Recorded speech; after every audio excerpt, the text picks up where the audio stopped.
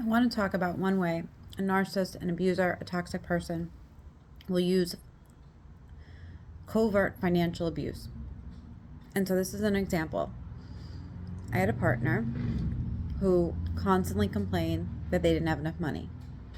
Now, I think that was partly true. I think that they weren't making as much money as they made pre-COVID. Fine. But I would watch him spend in all these ways that weren't really contributing to saving. So it led to me paying for more than I was comfortable with because I still wanted to go out to eat once a month. I am a very low maintenance partner. Like once a month is great because I prioritize sleep over most things, and I am a single parent, so really out to eat once a month is probably enough.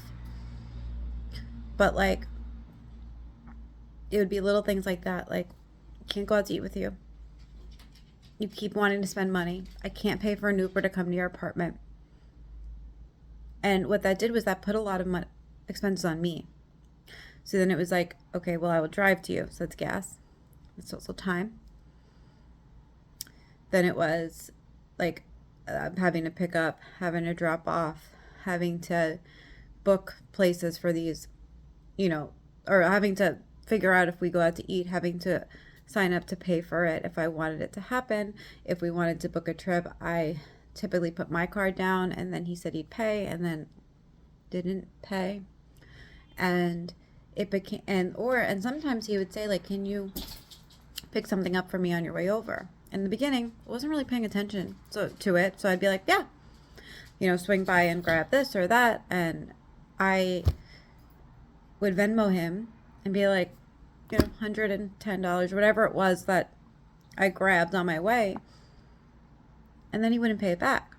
And so I would eventually have to like remind him, like, hey, there's a few Venmos, which felt really shitty. And then when he would make it seem like he was paying me and not paying for his things that he asked for. And that was really difficult because that just enhanced the guilt that I felt already about, like, I feel like you just can't afford to be with me. But that wasn't the truth. The truth was that, like, we could have had an adult conversation about, like, what's in, what's out. But it was also, I didn't feel like I could even say, like, I'm no longer picking things up for you because you make paying me back absolutely fucking miserable for me.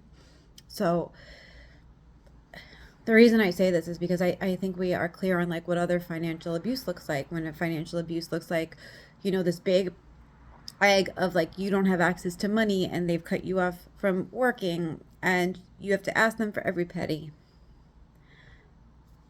And then it can look a lot more covertly.